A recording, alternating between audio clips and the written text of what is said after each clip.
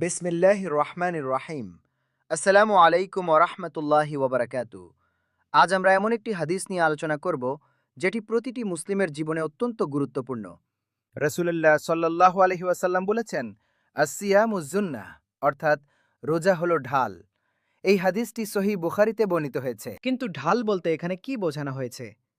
যুদ্ধের ময়দানে একজন সৈনিক যেমন ঢাল দিয়ে শত্রুর আক্রমণ থেকে নিজেকে রক্ষা করে, ঠিক তেমনি রোজা আমাদের আত্মাকে রক্ষা করে গুনাহ থেকে, শয়তানের ওয়াসওয়াসা থেকে এবং জাহান্নামের আগুন থেকে। রোজা শুধু খাওয়া দাওয়া থেকে বিরত থাকা নয়, এটি একটি আধ্যাত্মিক প্রশিক্ষণ যা আমাদের পুরো অস্তিত্বকে পরিশুদ্ধ করে।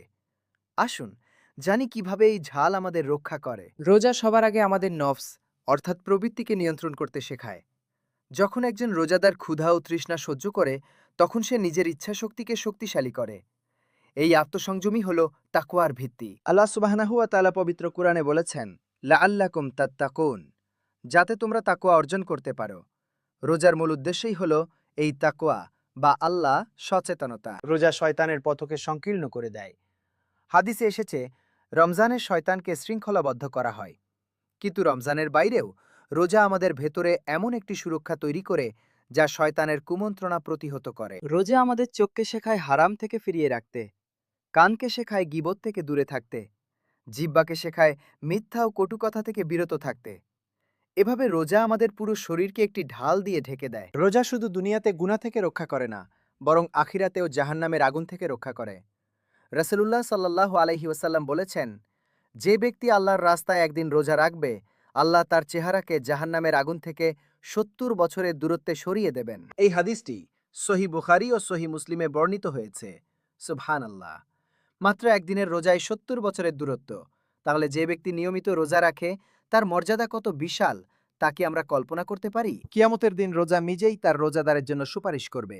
রোজা বলবে, হে আমার রব, আমি তাকে দিনের বেলায় খাবার ও পানীয় থেকে বিরত রেখেছি, তাই তার ব্যাপারে আমার সুপারিশ কবুল করুন। আর জান্নাতে একটি বিশেষ দরজা রয়েছে যার নাম আর রাইয়ান। এই দরজা দিয়ে শুধুমাত্র রোজাদাররাই প্রবেশ করবে। তারা প্রবেশ করার পর এই দরজা বন্ধ হয়ে যাবে, আর কেউ এই দরজা দিয়ে প্রবেশ করতে পারবে না। প্রিয় ভাই ও বোনেরা, রোজা শুধু পানাহার থেকে বিরত থাকার নাম নয়। রোজা হলো একটি ইবাদত, একটি আধ্যাত্মিক সাধনা, যার মাধ্যমে আমরা আল্লাহর নৈকট্য লাভ করি।